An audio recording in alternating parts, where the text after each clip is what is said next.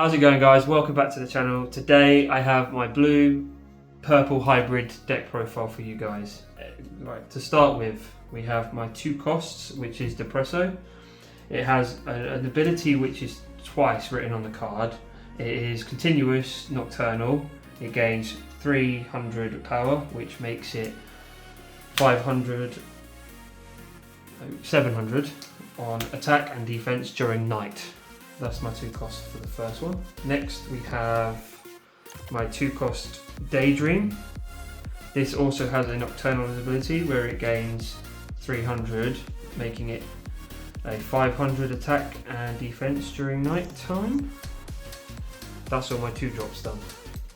Next we have the three cost Daydream, which gains 300 again during the night on attack and defense, making it a 700 attacker defender during my opponent's turn if it's night time.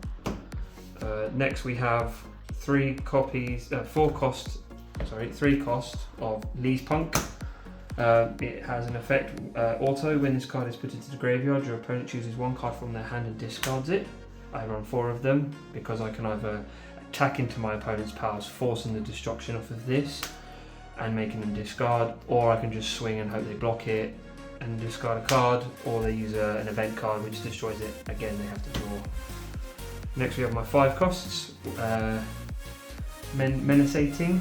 It has Retaliate, so basically if it attacks or is destroyed by an opposing PAL, that PAL basically goes with it. And then when this card hits the graveyard, I get to choose one normal PAL from the graveyard and put it back into my hand. So you could add potentially a Interceptor or any other PAL that doesn't state Lucky PAL, because it's a normal PAL only. That's my 5 drops. Oh, it also has 2 strike and 700 attack.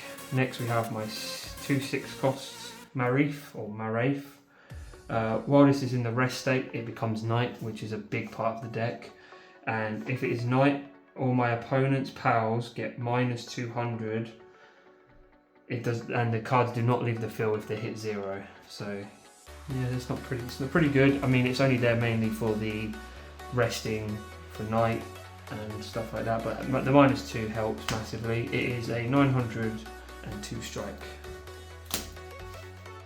Next we have one of the main features of the deck, which is a 6 cost Catrice.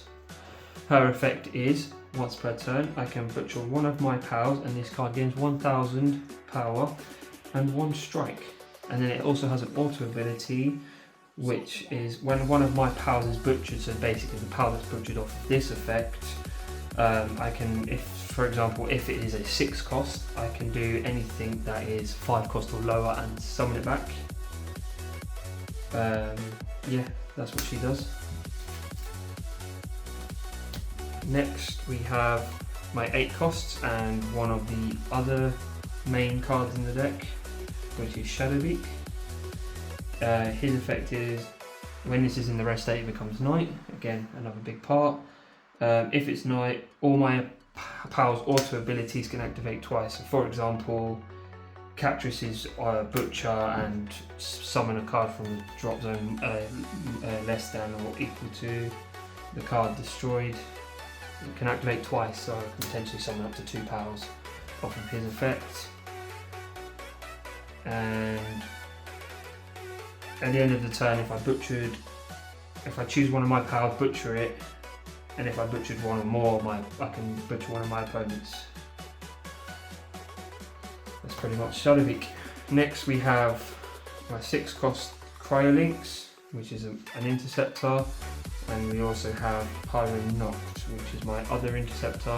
This also has the ability of Nocturnal, so it gains 300 power during the night, continuous during my turn and my opponent's turn, and it's pretty good because it's got 3 strike as well, so you don't necessarily have to use it as an Interceptor. You can use it on board to attack or defend, but mainly attack.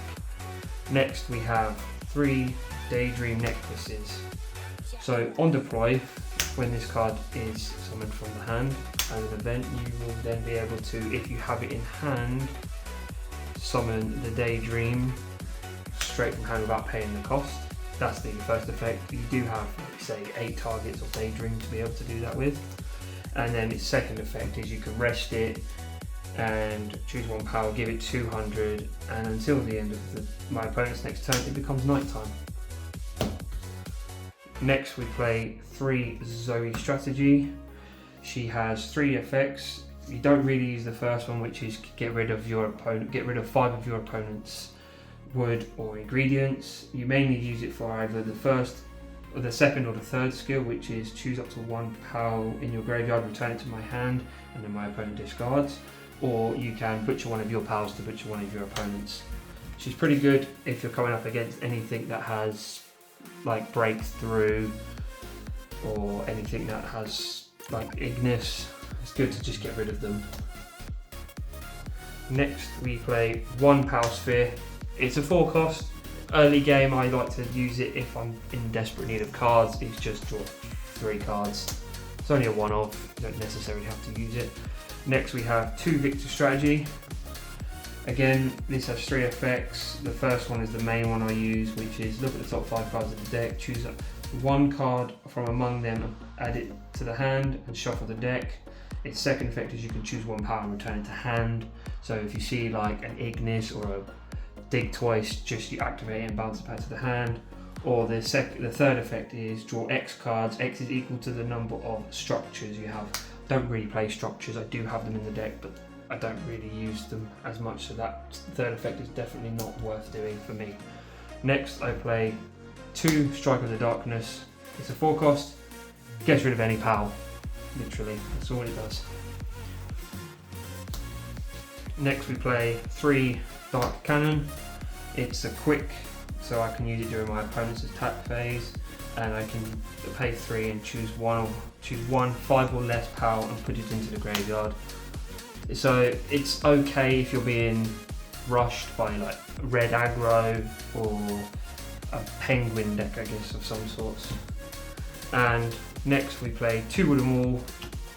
Again, you're mainly using it just for the taunt and to help you survive a few turns, and then when this card is destroyed you draw a card. And then last but not least we have Shoddy Bed.